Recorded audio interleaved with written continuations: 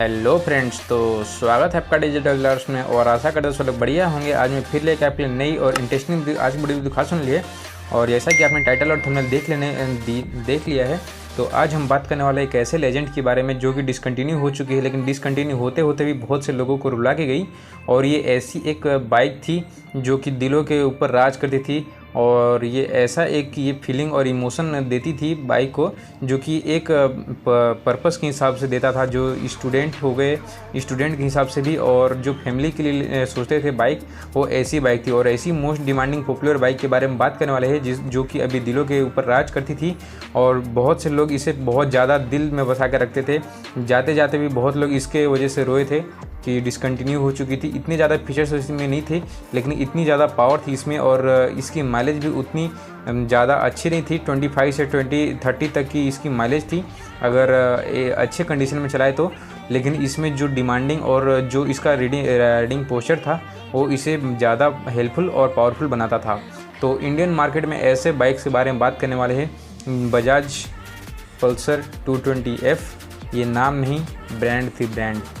तो शुरुआत करते हैं इसके सबसे पहले हिस्ट्री से। तो ये कब लॉन्च हुई थी और इसमें कैसे मतलब इतनी जल्दी अपना पावर फिगर इतना जल्दी बनाया, और कितना पावरफुल मोस्ट डिमांडिंग बाइक कैसे हुई, तो उसके बारे में बात करने वाले हैं। तो सबसे पहले बात कर लेते हैं इसके कुछ स्टोरी से, जो कि स्टार्ट होती है 2007 में, जो कि 1 जुलाई में मतलब इसकी लॉन्चिंग हुई थी इंडिया में।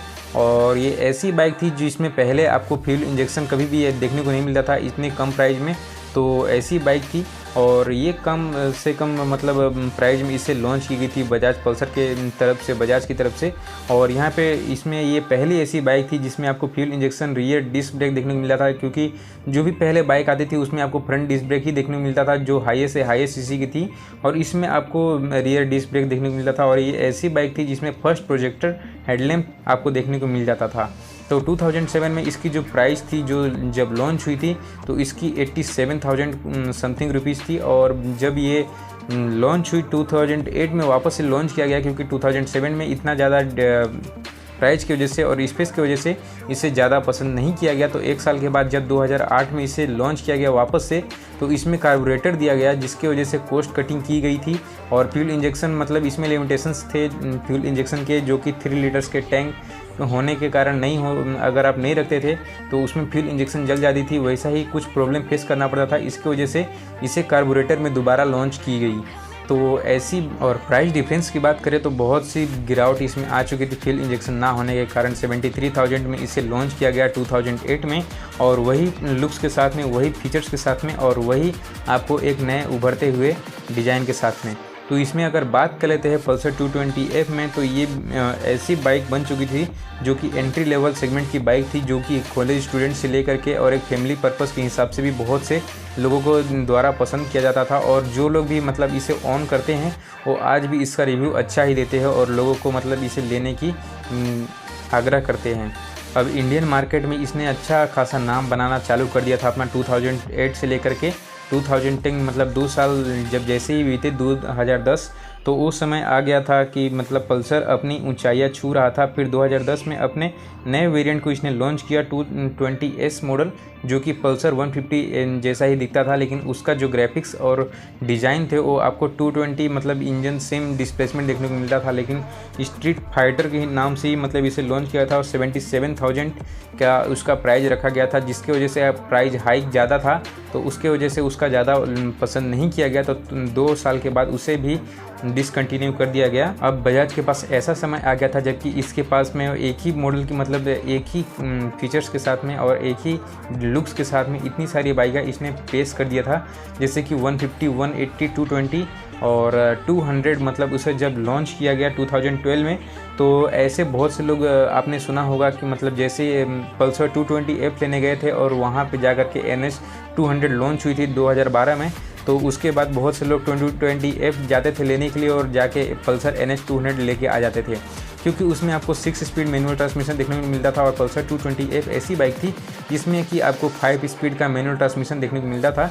तो ये उसे में थोड़ा सा आपको ज़्यादा फीचर्स देखने को मिल जाता था, ज़्यादा पावर देखने को मिल जाता था। ये 220F ऐसी बाइक थी जिसका टॉप स्पीड बहुत जल्द पकड़ती थी और ये ऐसी बाइक मतलब लुक्स के मामले में बात की जाए तो इतना फेयरिंग होने के बाद में सेमी फेयरिंग इसे बोला जाता था और सेमी फेयरिंग के साथ में भी इतना कम प्राइस में ज़्यादा फीचर्स के साथ में और ज़्यादा पावर के साथ में आपको ये पहली इंडियन मार्केट में बाइक बन चुकी थी। उसी के साथ में जब पल्सर NS200 ने अपना कदम रखा 2012 में तो पल्सर 220F थी उसकी मार्केट थोड़ी सी डाउन होने लगी क्योंकि 6 स्पीड मैनुअल ट्रांसमिशन देखने को मिला था और उसमें आपको फ्यूल इंजेक्शन मतलब FI देखने को मिल जाता था। तो इसके वजह से लोगों के ज़्यादा पसंद किया जाने लगा। फिर 2012 के बाद ऐसा दौर आने लगा कि बहुत से मतलब इंडियन मार्केट में जिसका प्राइस लो था और जो अच्छा सेमी फेयरिंग लुक्स के हिसाब से खरीदना चाहता था वही पल्सर 220F को उनकी ओर जाता था। उसके बाद में जब 2015-14 में जब लॉन्च हुई थी पल्सर RS200 तो इसकी मतलब मोस्ट डिमांडिंग बाइक जो इंडियन मार्केट में थी पल्सर 220 और पल्सर RS200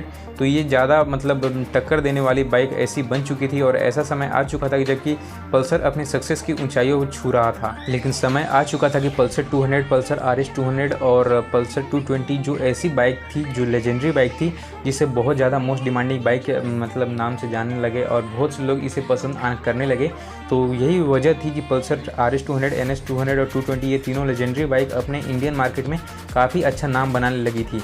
लेकिन वो भी समय दूर नहीं था कि जबकि लोगों को मोस्ट डिमांडिंग इंतज़ार था क्योंकि अभी आने वाले समय में यामाहा की तरफ से जो R15 थी और सुजुकी की तरफ से जिक्सर ऐसे बहुत से मतलब 2-3 कंपनियां जो थी अपने अच्छे वेरिएंट्स को निकालती थी और बहुत ही फुल्ली फीचर लोडेड के साथ में। तो आने वाले समय में बहुत से लोगों को और यंग जनरेशन को इंतज़ार था एक नए फीचर और नए लोडेड और नए एक वेरिएंट के साथ में जो कि बजाज की पल्सर की तरफ से आए। तो उसमें अभी तक कोई चेंजेस नहीं किया गया था। अगर चेंजेस की बात करें तो सिर्फ ग्राफिक्स में ही चेंज आता था बजाज की तरफ से कोई भी पल्सर 220, RS200 या फिर NS200। तो आने वाले समय में ऐसे में कुछ नहीं हुआ।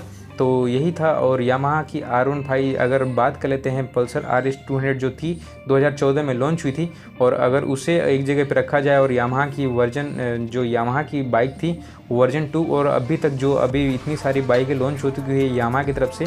अभी R15 V4 आपने लॉन्च देखा, R15M देखा और एक जगह उसे रखा जाए और जो ग्राफिक्स नई चेंज की गई थी पल्सर RS200 में एक जगह उसे रखा जाए तो अभी भी मोस्ट डिमांडिंग बाइक रहेगी पल्सर RS200 क्योंकि उसमें आपको राइडिंग पोस्चर के हिसाब से और हर चीज़ में और जो प्राइस पॉइंट था वो इस कॉस्ट कटिंग के हिसाब से बजाज पल्सर ही एक दे सकती है।